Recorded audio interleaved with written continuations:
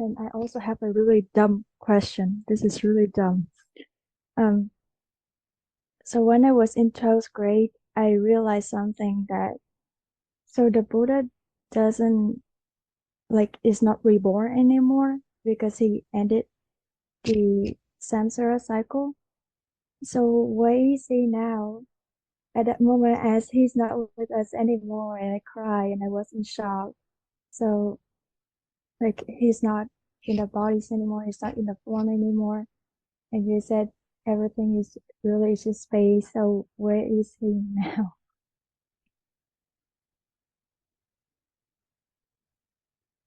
The Buddha did not really answer that. Somebody came up to the Buddha and said, so after the Buddha passes away, does the Buddha exist or not exist? Or exist and not exist? Or neither exist nor non-exist? And the Buddha explained that he will not answer that question. So I'm not the only one who asked that question. Yeah, but another monk, a student of the Buddha, sabotaged the Buddha's answer, and he provided an answer. So you see, sometimes the Buddha's monks also rebel a little. So that monk, I think he was an arahant at that time, he explained to a layperson, because a layperson asked him the same thing, and he explained to the layperson, well, so if the body, feelings, perceptions, intentions, and consciousness, if they are impermanent, unsatisfactory, not self, well then, where is the Buddha now? And where will he be after the death? Okay, so the point is that now already we don't exist. And the very fact that we don't exist now doesn't need to make you worry what will happen after the death. Because if you don't exist already now, then what could it be after the death, you know? So we are comparing here non-existence with the conditioned phenomena and non-existence in Nibbāna. What is the difference between these two non-existences?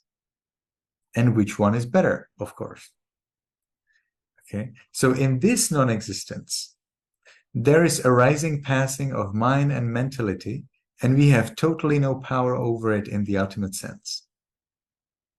So we do not exist, we have no power, but in the conceptual sense, there is this thing called birth, old age, illness, and death.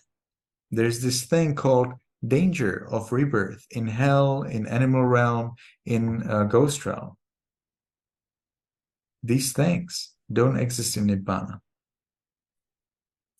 The problem is that the game is already lost. So you could not say, well, so in conceptual sense, I am. And in Nibbāna, in the conceptual sense, I am not. So conceptually, you actually destroy yourself. But that's just your illusion. It's not real. In reality, we don't exist now and we don't exist in Nibbāna. What is now is being a little bit lucky. How little are we lucky? The Buddha says, if somebody falls into the worlds of suffering, like hell, animal realm, realm of ghosts, then there is a very low probability that they will be born up in the world of humans, deities, or Brahmas. And the Buddha gives the simile of a one-eyed tortoise. So the Buddha says, suppose monks, that there is a one-eyed tortoise at the bottom of the ocean. And on the ocean, there is a yoke. The yoke is this round thing that you place over the ox so that they can drag the cart. Okay, it's a piece of wood that has a round shape, and that is placed around the neck, of the ox. So then the ox then drag the cart because of that round thing around their neck. And the Buddha says, suppose you take this yoke and you put it on the surface of the ocean. There's wind that blows from south, north, from west, from east. And this tortoise comes up to the surface once every 100 years. Now, what is the probability that the tortoise will stick its neck through the yoke? And how long time may it take before it is successful? It is unimaginably long. And the Buddha says, even less probable, even less it happens that when beings get born in the lower realms, that they get born up. So basically, never. Whatever we get upper, that means in the human life, heavenly life, or Brahma world life, is extremely rare. Okay, that's extremely rare. Now imagine that we get up, and moreover, we match the time when the Buddha appeared and gave the Buddha's teachings. Well, that's even rarer, right? And it's happening right now. Isn't that amazing? So we should be enlightened in this lifetime, all of us. That's why I became a monk, because I thought, hey, this is pretty rare. It's pretty rare. I should not lose my chance.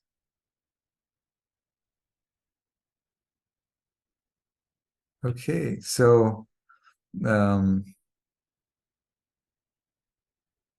remember what was your question. Does that answer? I see, whether the Buddha exists or not. So Okay, see now. we already don't exist, so we don't need to wonder whether we will exist after in Nibbāna. And the Buddha already didn't exist at the Buddha's time. So after he passed into Nibbāna, we don't need to worry whether he exists or not. So everything that you experience, everything that you know, is just conditioned. All right. All of those things are uncontrolled. We don't have really power over that.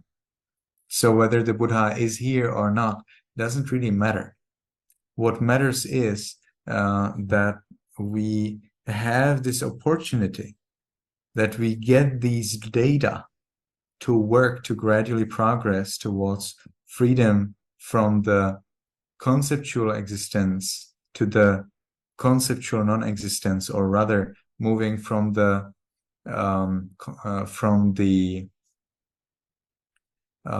conditioned non-existence to the unconditioned non-existence. A lot of philosophy here, right? If the Buddha didn't answer, then I don't want to think about it anymore. Excuse me? If the Buddha doesn't give the answer, I see. Yeah, then I don't want to think about it. Sure. Yeah, after some time, as soon as you can see not self, you will understand. The Buddha did not want to say whether he exists or not, because the Buddha doesn't exist already now. So how can he answer whether he will exist after his death? Okay. The problem is that the person who asked him the question didn't ask him about now. He had some presumptions. And usually when you come to the Buddha with presumptions, the Buddha doesn't like to answer. Okay, there are cases when he does, and there are cases when not. So the Buddha asked the Buddha, so Buddha, is the body the same thing as the soul, or is it different from soul? In Buddhism, we don't believe that there is soul, right? So how will you answer that question? And it seems that in India, you would be like expected to answer either yes or no. If you keep silent, if you cannot answer yes or no, then the proper way is to keep silent. Which way you show that the person is asking the wrong question, but it also can show that you don't know the answer, which is another danger.